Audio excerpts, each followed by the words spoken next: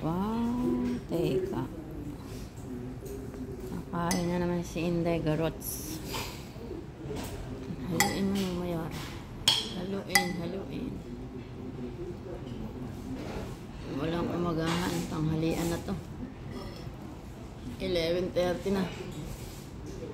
May sabaw dyan. Yan yung sabaw nila. Ito yung aking side dishes nila, guys. May sili. May kimchi. Nag-request si Inday ng kape. Siyempre, hindi mawawala ang kape. Kape is life yan. Inday Garote. Simple lang naman yung restaurant nila dito, guys. Mga pang hinihintay nyo, guys. Mga unang